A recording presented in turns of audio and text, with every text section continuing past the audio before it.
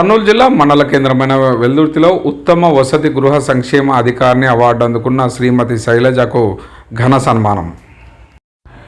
Helping hands సేవా సంస్థ అధ్యక్షులు హరిసింహనాయుడు ఆధ్వర్యంలో వసతి గృహ సంక్షేమ అధికారిని శ్రీమతి శైలజను శాలువా పూలమాలతో ఘనంగా సన్మానించడం జరిగింది.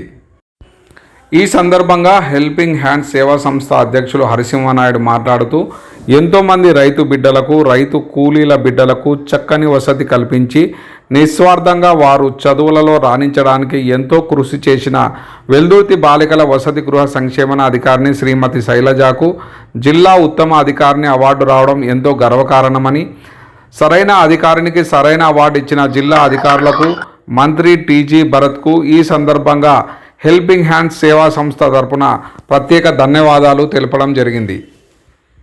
వాళ్ళని మనము ఇన్స్పిరేషన్గా తీసుకోవాలి. అలాంటి గురువే మనకు ఈ రోజు మన హాస్టల్లో మనకు దొరికినటువంటి నిజమైన గురువు మన మేడం.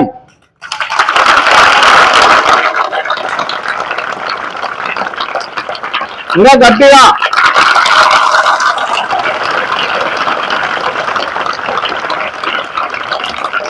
పిల్లల్ని తన సొంత పిల్లలాగా చూసుకుంటూ అహర్నిశలు కష్టపడుతూ మీకు ఎక్కడ లోటుపాట్లు లేకుండా చూస్తున్నటువంటి మేడం గారికి ప్రభుత్వం వారు మెచ్చి ఉత్తమ ఏం అవార్డు ఇచ్చినారు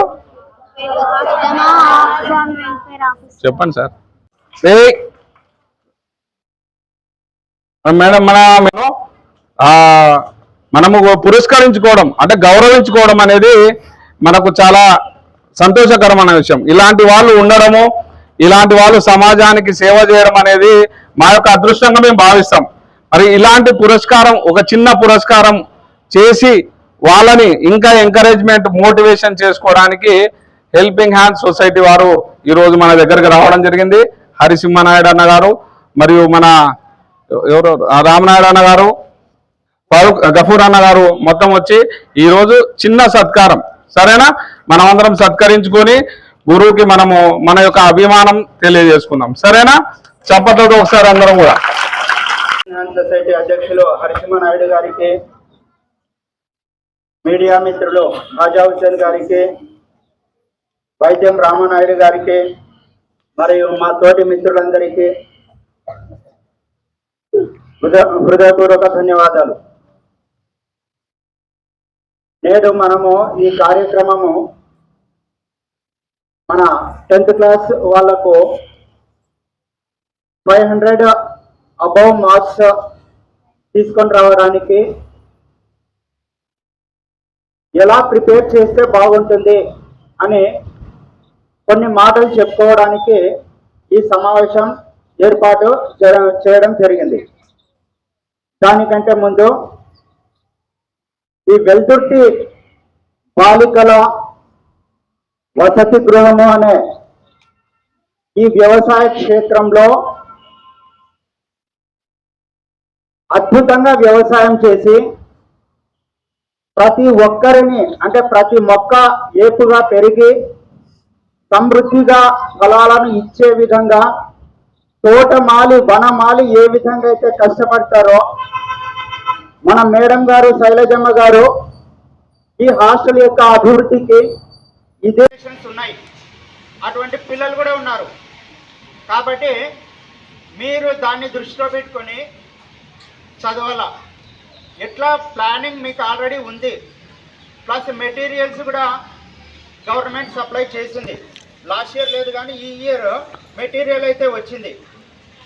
కాబట్టి ఇప్పుడు మీకు ఇక్కడ ట్రైనింగ్ ఇచ్చే వాళ్ళు ఉన్నారు. మీ పర్యవేక్షణకు మేడం గారు అనుక్షణము మీ చెంత ఉన్నారు.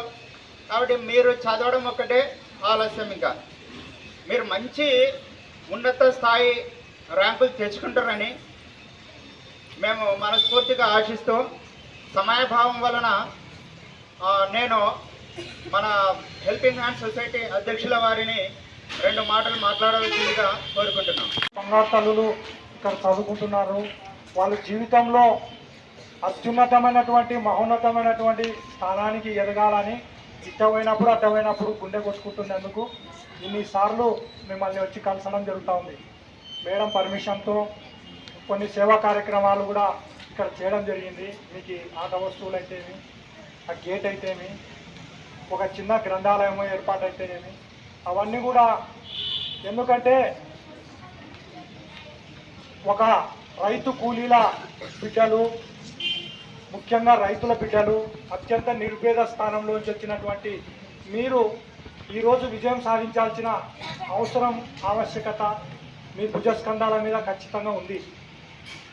ఎందుకంటే మీ తల్లిదండ్రులు, మీ తాతల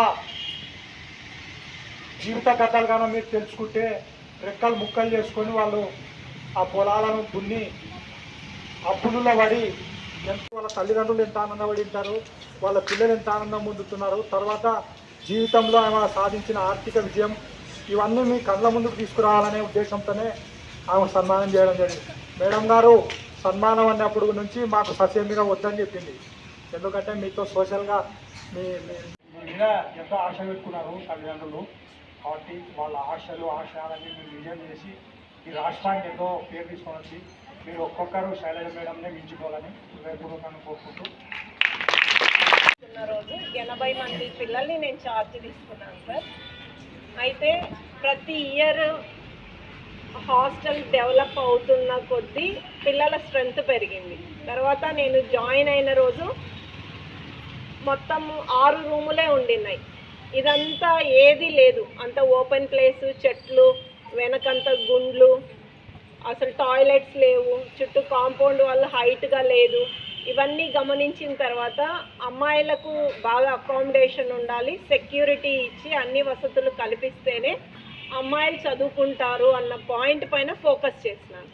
మొదటిగా ప్రభుత్వానికి ఇక్కడ ఉన్న సమస్యలన్నీ తెలియజేపరిస్తే మన దగ్గర అంత బడ్జెట్ లేదు, మీరు కేవలము ఎవరైనా డోనర్స్ ద్వారా హాస్టల్ని డెవలప్ చేసుకోండి అని నాకు ఈ సూచనలు ఇచ్చినారు. దానివల్ల ఈ వెల్దుర్తిలో ఉన్న ప్రజలు, అంటే మంచి సేవాభావంతో ఉన్న ప్రజలు ఈ వెల్దుర్తిలో ఉండడం వల్ల మన హాస్టల్ ఈ విధంగా డెవలప్ అయింది.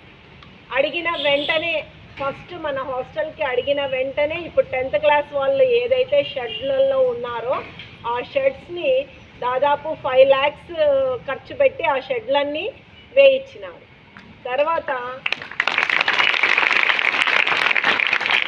మండలం ఆఫీస్లో మీటింగ్కి వెళ్తే ఎండిఓ సార్ గారు ఎప్పుడు కూడా సోషల్ వెల్ఫేర్ దొరస్వామి సార్ వాళ్ళ హాస్టల్కే ఫండ్స్ ఇచ్చేవాళ్ళు.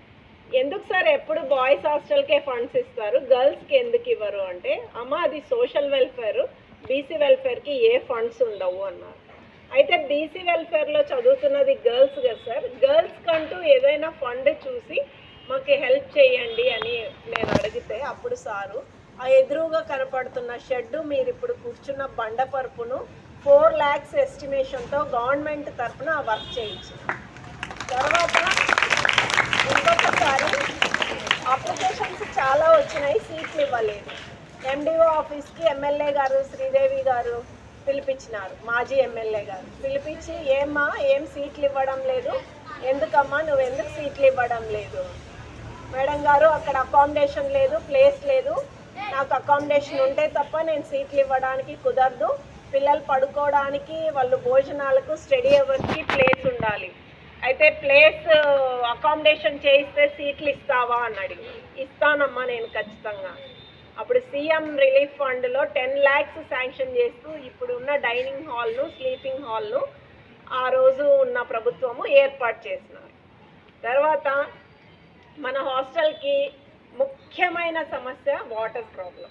7 బోర్డ్స్ని ఇట్లాంటి స్వచ్ఛంద సంస్థల ద్వారా 7 పాయింట్లు హాస్టల్లో వేపిస్తే ఒక్క పాయింట్ కూడా సక్సెస్ కాలేదు. అసలు ఇంకా ఎంత డిసప్పాయింట్ అయినానంటే, ఎలా పిల్లలకి నీళ్లు సమకూర్చాలి, నీళ్ళు ఇస్తే తప్ప ఆడపిల్లలు ఆరోగ్యంగా ఉండరు, ఆరోగ్యంగా ఉంటే తప్ప చదువుకోరు. కాబట్టి నీళ్లను సాధించాలి. ఏం చేయాలి? నీళ్లను సాధించాలంటే దాదాపు 1.5 లక్ష ఫండ్ కావాలి. ఆ రోజు బుట్టా రేణుకా మేడం ఎంపీగా ఉన్నారు, కర్నూలు ఎంపీ గారు. ఆ రోజు ఆమె పుట్టినరోజు. ఆ రోజు ఒక చిన్న బొకే, ఒక 300 రూపీస్ అయింటుంది అంతే. ఆ బొకే తీసుకొని మేడం గారి ఇల్లు అయ్యప్ప స్వామి టెంపుల్ లైన్లో ఉంటుంది కర్నూలులో, అక్కడికి వెళ్ళి నేను కలిసి, అమ్మ వెల్దుర్తి అనే హాస్టల్లో ఇంతమంది పిల్లలు చదువుతున్నారు, అమ్మాయిలు చాలా బాగా చదువుతారు, అయితే అక్కడ ఆ ఏరియాలో కొంచెం వాటర్ ప్రాబ్లం ఎక్కువగా ఉంటుంది. 7 పాయింట్స్ వేయించినాము, నీళ్లు పడలేదు. మీ ద్వారా మాకు ఒక బోర్ శాంక్షన్ చేస్తే ఏమైనా మీ లక్కీ హ్యాండ్తో మాకు వాటర్ పడతాయేమో అన్న సెంటిమెంట్నే ఆమె దగ్గర చెప్పేపాటికి ఆమె వెంటనే ఫీల్ అయిపోయి ఎంపీ ఫండ్స్లో మనకి బోరు శాంక్షన్ చేసేసినాం. అయితే ఆ శాంక్షన్ చేసిన బోరు రోడ్ అవతల అంటే ఈ పాయింట్స్ ఎక్కడ జియాలజిస్టులని చూపిస్తే ఈ పాయింట్స్ ఈ ఏరియాలో ఎక్కడ వాటర్ పడవు మేడం, మీరు ఎంత ప్రయత్నం చేసినా వృధా అన్నారు. అప్పుడు ఏం చేయాలని బయట అంతా పాయింట్స్ అన్నీ చెక్ చేపిస్తూ అక్కడ ఒక పాయింట్ చూపించినారు. సరే అని 3 పాయింట్స్లో బోర్ వేస్తే 1 పాయింట్ సక్సెస్ అయింది. అది 1.5 ఇంచ్ వాటర్ పడింది. ఆ 1.5 ఇంచ్ వాటర్తో తర్వాత అవతల ఒక బోరు పంచాయతీ వాటర్తో హాస్టల్ నడుస్తున్న సమయంలో మళ్ళీ హాస్టల్లో రిజల్ట్ పెరగడము ఉన్నారు. వద్దు రెస్ట్ తీసుకుందాము, ఏం ఆలోచిద్దాము అనకుండా వెంటనే ఈ ప్రోగ్రామ్ అయితేనే ఇంకో ప్రోగ్రామ్ మేడం మీరు కాదు ఆలోచన చేయండి అని మీరు కూడా నన్ను ముందుకు పంపిస్తున్నారు. కాబట్టి నేను ఇంకా ఆలోచిస్తూ పిల్లల కోసం పని చేయడానికి మీరు ఇలాంటి సహకారం నాకు అందించినందుకు అందిస్తారని, ఎప్పుడు మీరు మాకు ఈ సహకారం అందిస్తూ ముందుకు పోవాలని మా పిల్లలు మేము మీకు మా బీసీ వెల్ఫేర్ తరఫున అందరికీ ధన్యవాదాలు తెలుపుతున్నాం. మన ఎన్విరాన్మెంట్ని చాలా జాగ్రత్తగా చూసుకోవడం, మనకి తోచినంత నీళ్ళను పోయడం, చెట్లకి అంతరించిపోతున్న జంతువులను జాగ్రత్తగా చూసుకోవడం, వాటిని అంతరించిపోకుండా మన వైల్డ్ లైఫ్ శాంచురీస్ కానీ మిగతా నేషనల్ పార్క్స్ కానీ దానిలో జాగ్రత్త పరుచుకొని వాటిని ఇప్పుడు మనకి టైగర్స్ చాలా అంతరించిపోతున్నాయని తెలిసి నేషనల్ పార్క్స్లో వైల్డ్ లైఫ్ శాంచురీస్లో వాటిని చాలా భద్రంగా చూసుకుంటున్నారు. వాటికి క్వశ్చన్స్ అడిగారు మాకు డిస్ట్రిక్ట్ లెవెల్లో.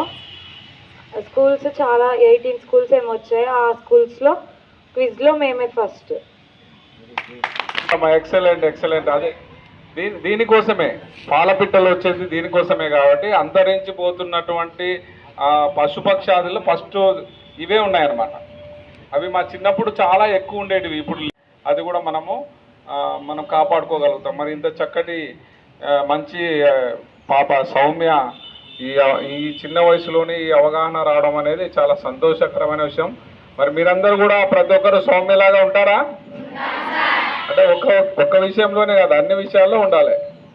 సరే, మరి ఇంత అవకాశం కల్పించిన మీ అందరికీ కూడా మేము మా మేడం శైలజ గారికి, అలాగే మీ అందరికీ, అలాగే మన హరిసింహనాయుడు అన్న గారు మనకు ఎప్పుడు కూడా హెల్పింగ్ హ్యాండ్ సొసైటీ తరఫున ప్రతి ఒక్కరం చేయగలపాలి. సరేనా?